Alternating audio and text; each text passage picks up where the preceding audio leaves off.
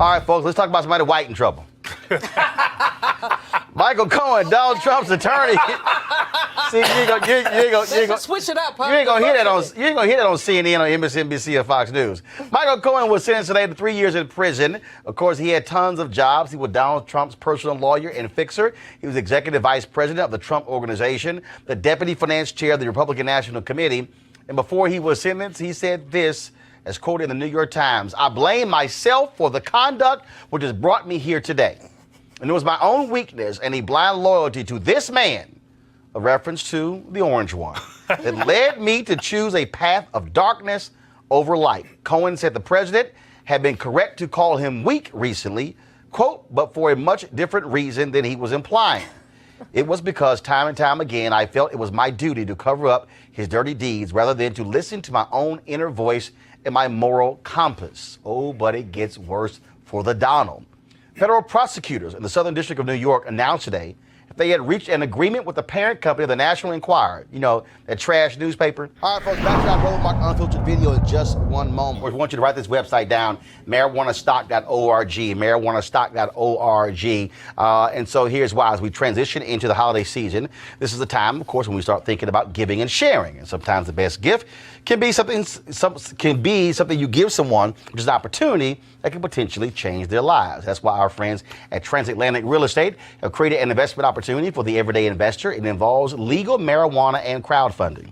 Now, we all know that legal marijuana has created one of the fastest growing industries in the nation, a multi-billion-dollar industry. We also know that crowdfunding makes it easier to be an early investor of an opportunity, but it gets easier. Transatlantic Real Estate is different. They have a business model that is simple to understand. What they're going to do is they buy land that supports marijuana grow operations and lease it to licensed high-paying tenants. Now, what that means is you're investing in the landlord of a licensed marijuana farm in a high-growth market. Now, you can invest little as $300 up to $10,000 before the company goes public.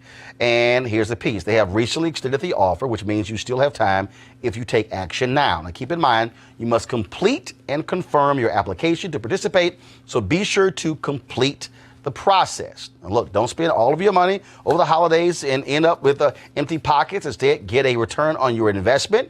You can also consider making this an investment for someone special. To get started, go to marijuanastock.org, marijuanastock.org. If you want to get in the game, you can do it now. Now back to your Roland Martin Unfiltered video. The National Enquirer, they bought and then buried the story of Donald Trump's alleged affair with Playboy model Karen McDougal. Now, the prosecutors said that the National Enquirer admitted they did that in order to aid Donald Trump's campaign and to have an impact on the election. Corey, Donald Trump keeps saying, "I'm good, I'm in the clear." It ain't a good thing for your attorney to be convicted, to go to prison, who is still cooperating.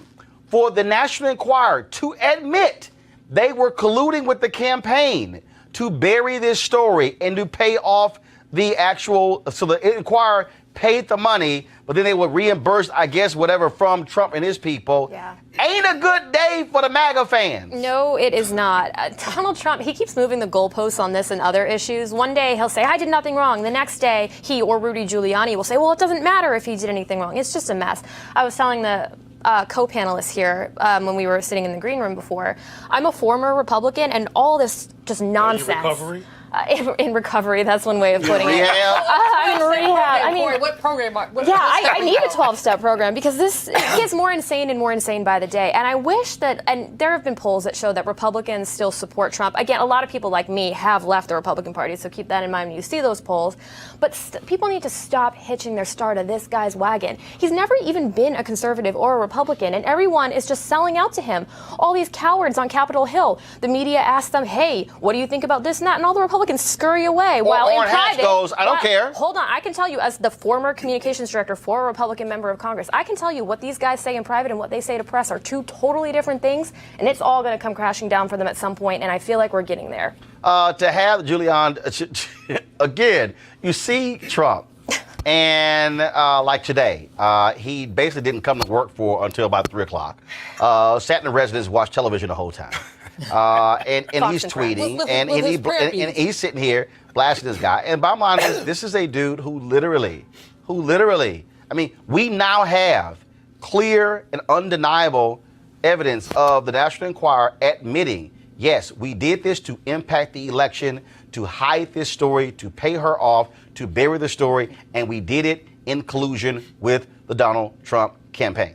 Family values. And now you have Michael Cohen, who was setting up meetings with the Russians, who has given that evidence to Mueller. And it's just, and that's what I kept telling everybody. Y'all, Watergate took 900 days. Okay, it was 900 days from the beginning of the break-in to Richard Nixon resigning. I kept telling everybody, I'm like, so stop acting, and Mueller was going to get this thing done in 3 months. This thing has been a slow build, and he's just been chipping away and chipping away. It's like mobsters. When you get the two people mobsters never want captured, the attorney and their accountant. When you get the attorney and the accountant, your ass is in trouble. Well, no, the three-legged stool is also the wife. So, maybe somebody needs to light a fire under Melania. Just saying. But in any case, the fact, Roland, as we know, the walls are crumbling down, the walls are falling down. And Corey, I'm happy to hear your point, because this is what these people have brokered to get the courts. They have brokered their integrity to get the courts. And that's really what it is. There are Republicans. I know Republicans. I mean, not many. Not just the court. My house. That is the courts. No. You got to go beyond that. It's the courts. They wanted the tax cut. Mm-hmm. And this is about power.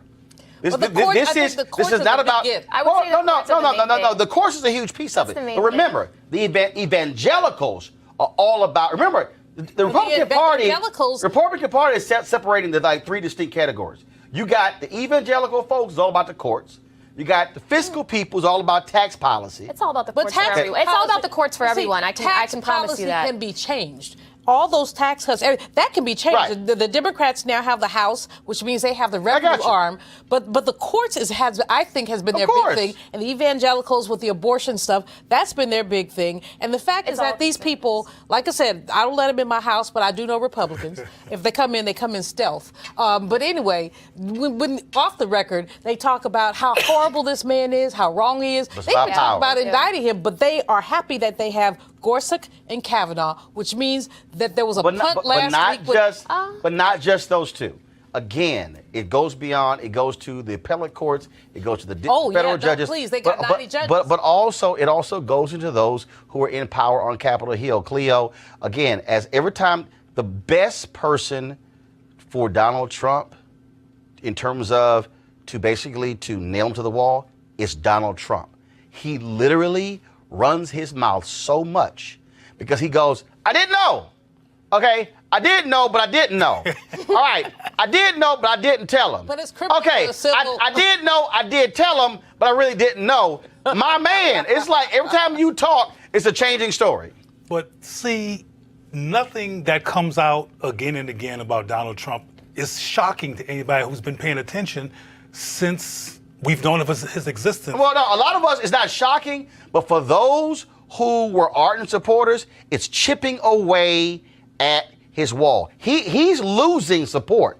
He's losing support in suburbs, among educated white voters. Like, literally, the last remaining group for Donald Trump is going to be non-college white men. That's his last group. Pardon me for being cynical, but I'll believe it when I see it. Like I said, when we talked about what happened in Florida and Georgia, sometimes white people say stuff publicly because they don't want the association, so they do rhetorical disassociation. I got it. And then vote for white power behind the curtain. But here's the piece. But here's the piece, though. They lost seats in North Carolina. They got totally wiped out in California. Okay, they lost seats in Texas. All right, so it's not like Donald Trump supporters didn't lose. No, they lost 40 seats in the House. All those places, I mean, Pete Sessions in Texas, in Dallas area, got beat by a black dude. Okay? I'm just trying to let you know, in the Dallas area, that ain't easy. I'm real clear about that. So I'm just saying that. I want to see what happens when the dust clears. Oh, no. Well, first of all, the question then becomes, what happens in 2020? Does he get indicted? Does he get impeached? Is he thrown out? The question, what happens then? And will people still turn? But what I'm saying is, what is happening? He is seeing an erosion of support. The question is, will they take that erosion of support in polls, will it transcend to not voting for him in 2020? Exactly. That's the only question. gonna But depend. again, That as, depends on- go ahead, She go ahead. said that they say one thing publicly And they do say it. another thing in the rooms that do. she's Right, been in. right, go ahead. Which is- They which I do. think- I mean, but also, like, pretty much all politicians do that, depending on the issue. But as it pertains to Donald Trump and a lot of Republicans, not all, but a lot, that is the case. That being said, we were talking about how Watergate took a long time. We do not know what is going to happen between now and 2020. We could find that this whole Russia thing, really, there's not much to it. That's possible. I don't think we know. This campaign finance thing, we just don't know yet. Corey, we just don't. We don't know yet. Girlfriend, wake up and smell the coffee. Look, I don't like Donald Trump. I would love to see guys, him here's being the piece. taken down. We don't know. Well, we don't know all the details We don't know what the yet. finale will be, but what we do know is what we're seeing right now. But that will affect 2020, though. Of course it My point will. is with Republicans, if we keep the status quo of like no one really knows for sure, I don't think the support will get totally eroded. But it could be that everything blows up in 2020 and Republicans. Donald Trump has unconditional If hold on, Democrats have the white person, they could wipe him out. The question is who Democrats have. Here's Well, the piece. that's Here's the probably piece. Here's the true. piece. We gonna know. But all I'm saying is, while we getting there, some folk keep going to jail.